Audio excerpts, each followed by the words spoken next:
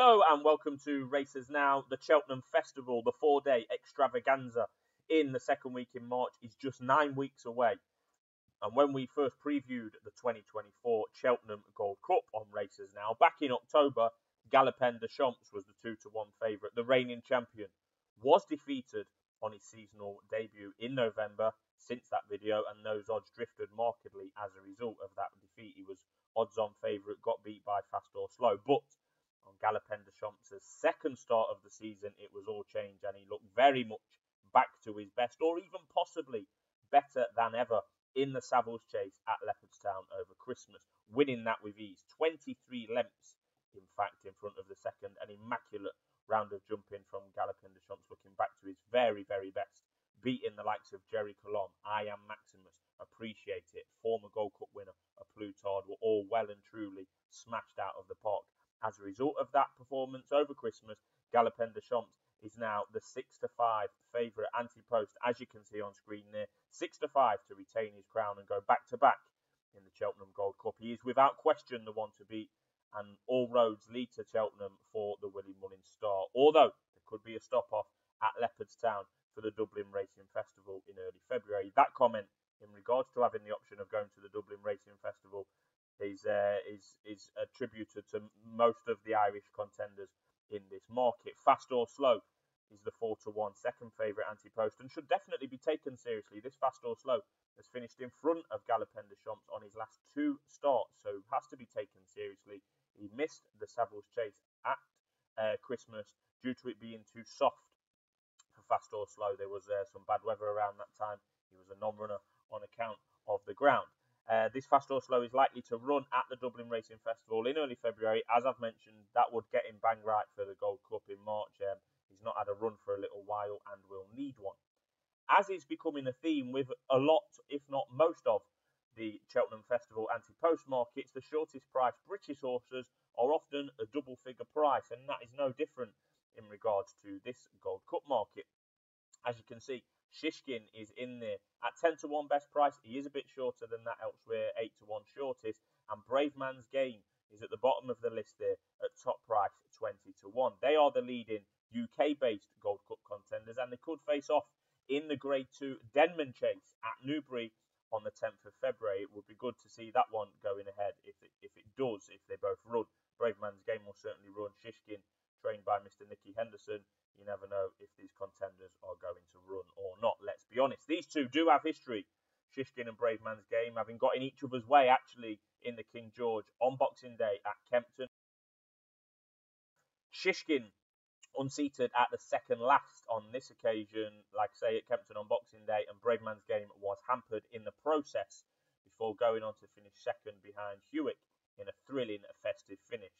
Brave Man's Game won the King George in 2022, was second in the King George in 2023. He's clearly one of the leading UK hopes.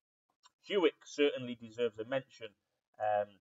He's in there at 16-1 at the moment. The winner of the King George at Kempton in a thrilling race, absolutely thrilling. Hewitt was pretty much outpaced and off the bridle down the back straight at Kempton. He came from last to first in the final couple of furlongs, the final couple of fences, a 12-1 relative outsider in that six-horse race, the King George. And we all know the story behind Hewitt, trained by the very charismatic Shark Hanlon, cost something like €800 as a youngster in his day and has won a lot of big races in his time. He is likely to be underestimated once again in the market, this Hewitt, and he's going to be going straight to Cheltenham, according to trainer Shark Hanlon, running with lots of credit as a 40-1 shot in last year's Gold Cup before falling at the second last, when he did look beaten, Hewitt, but he was going well before then. He's clearly improved since then as well, and he's sure to like what should be quicker ground at Cheltenham in March.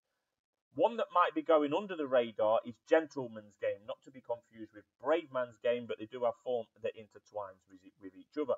This Gentleman's Game, over from Ireland, finished in front of Brave Man's Game in the Grade 2 Charlie Hall Chase at Wetherby in November, a career best effort for Gentleman's Game at the time. Brave Man's Game since then has been second in the Betfair Chase and the King George, so it's not bad form. This 8-year-old Gentleman's Game is yet to run at Cheltenham in his career, which would be a question mark, and he's been pretty quiet since that Wetherby run in early November. That is at the early part of the season. Could he well turn up at the Dublin Racing Festival and or the Cheltenham Festival? Yes, he could, but we've not seen him for a little bit. That's why he might be forgotten in the market. He's 20 to 1. I'm not sure. He's definitely got it to prove, this Gentleman's Game, and I'm not sure that Braveman's Game was at his best when finishing behind Gentleman's Game at Wetherby in that Charlie Hall. I think he'll have to prove it before we get to Cheltenham, this Gentleman's Game, to be fair. At a mad price, and definitely not on the screen during, as you can see now, is Monkfish, who I actually mentioned in the first video when we looked at the Gold Cup back in October. He's still 66 to 1, this Monkfish, as we speak, and still hasn't ran this season. They are big problems and big question marks. But he is an interesting contender if turning up at Cheltenham. And it's a very big if, given his injury history. Monkfish was at least entered in the final declarations on New Year's Day at Tremor, New Year's Day 24, that is, but had a temperature on the day, so was a non-runner. So at least we know he's alive and well and was entered in races. I mean, yeah, if he's turning up, he's a really, really interesting character. Remember, a Grade 1 winner at Cheltenham in his own right. I think that was back in 2022. Missed basically the whole of the rest of the season for 2022 after Cheltenham and into 2023. Very checkered history when it comes to fitness and turning up at the track. But Monkfish, very talented on his day. Can he get back to his best? That's a big question, and that's why he's 66 to 1. Would I be having a bet in this market right now in early January?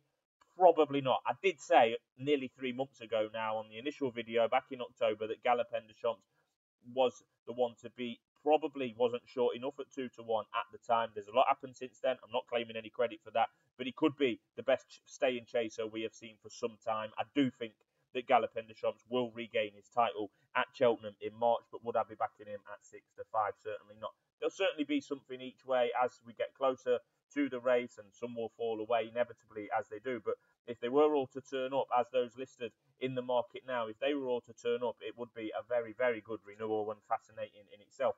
Jerry Colomb, not had much of a mention, got beat by Galopin Des Champs in the Savills Chase. Don't write him off. He didn't look quite right to me. His jumping wasn't great, and he's surely better than that. Again, someone who's got good form already in the book from Cheltenham. Hewick, the underestimated one. Lompress, who's listed on there towards the bottom of the list. We've still not seen that one, but is fit and well and back in training, according to Connection. So a potentially fascinating renewal, and we'll have plenty of content and updates on the Gold Cup and the other Cheltenham Festival races here on Races Now.